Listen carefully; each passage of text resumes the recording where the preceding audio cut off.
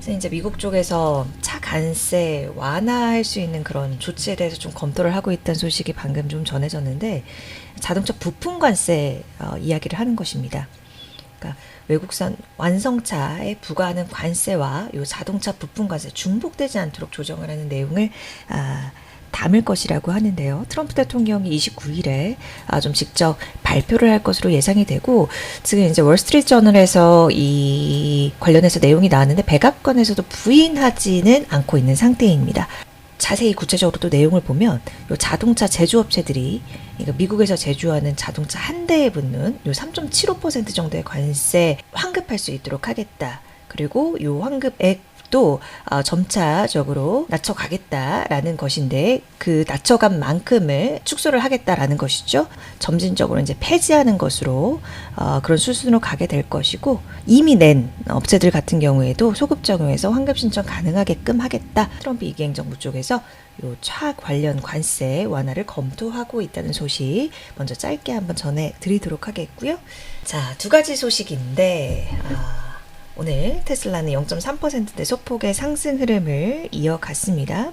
그러니까 악재라면 악재로 볼 수 있는데 소폭 상승 마감을 한 건데요. 일단 첫 번째는 그 뉴욕주의 일부 의원들이요, 테슬라가 뉴욕주에서 전기차 판매하는 권리를 박탈할 것을 추진을 하고 있다고 해요. 그런데 이 뉴욕주 의회가 민주당 바치거든요. 그러니까 머스크랑 트럼프가 너무 가깝다 이런 측면에서 심기가 불편하고 그것을 계속 들여다보고 있는 수순에서 지금 100일 요 막바지에 이러한 주 내에 전기차 판매 권리 박탈한다라는 것을 박탈을 추진하고 있다라는 소식이 좀 전해진 것이고요. 비슷하다면 좀 비슷한 결의 내용도 또 있었습니다.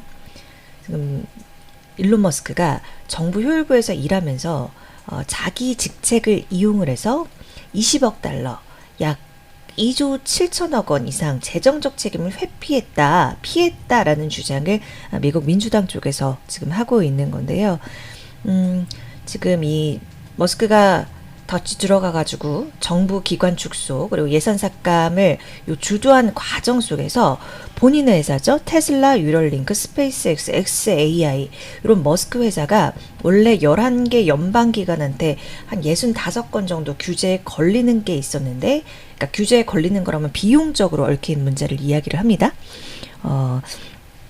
근데 그것을 개인 이익을 위해서 좀 정부 규제를 어떻게 약화시키는 방향으로 가고 조사를 오히려 방해를 했다 이렇게 비판을 하면서 관련해서 자료 제출을 요구를 한 것입니다.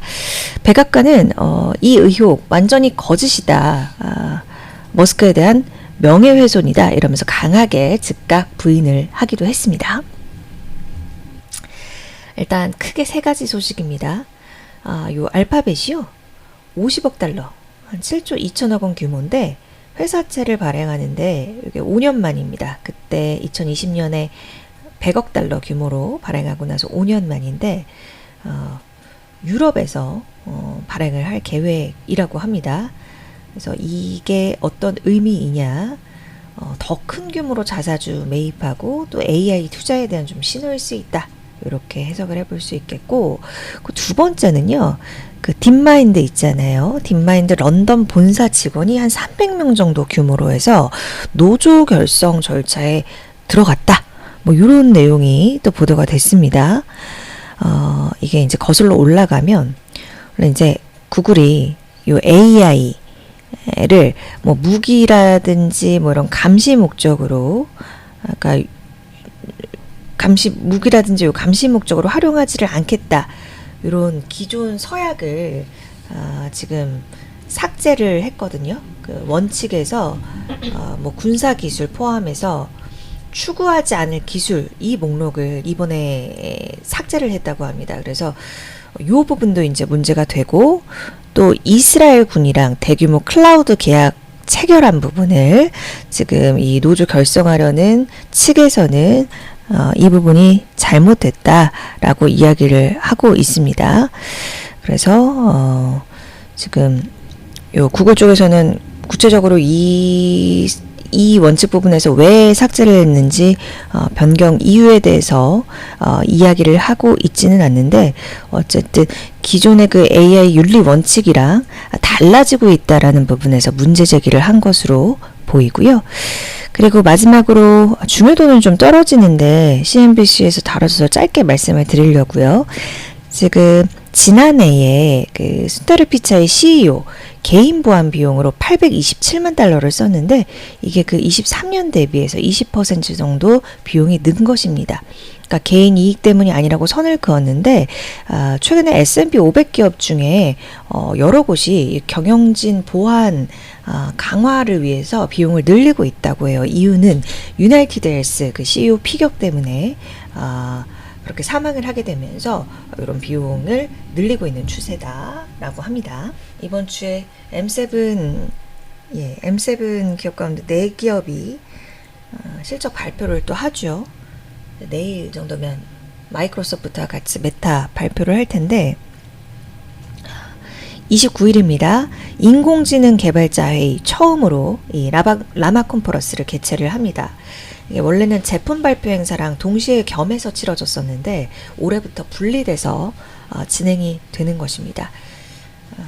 중요한 건 이 향후 메타의 AI 전략이겠죠. 현재는 메타가 라마 기반으로 AI 챗봇, 이 메타 AI를 페이스북이나 인스타그램, 왓츠앱 이런 메타가 보유한 SNS에 접목을 해서 사용을 하고 있잖아요. 근데 조만간 이제 별도의 메타 AI 앱 출시를 해서 사용자를 더 늘릴 계획입니다. 지금 이제 관세로 인해서 뭐 잠재적으로 좀 닥칠 수 있는 위험을 좀 대비하려고 이런 지출 규모에 대해서 뭐 전략을 조정할 수도 있지 않을까. 실제로 그렇게 단행을 하고 있는 기업들도 있고요. 축소를 하고 있는.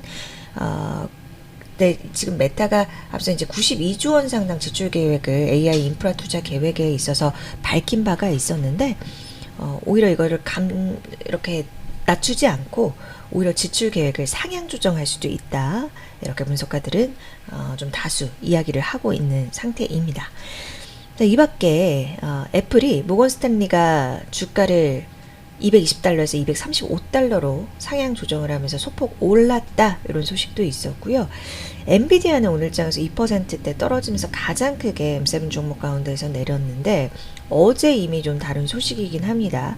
중국 화웨이가 엔비디아 주력 제품 요 H백 이 칩을 대체할 고성능 AI 칩을 개발 중이다라는 소식이 좀 악재로 작용을 했고요. 이 때문에 2% 넘는 하락세가 엔비디아 오늘장 주가에서 나타났습니다. 오늘 M7은 여기까지 좀 살펴보도록 하겠습니다.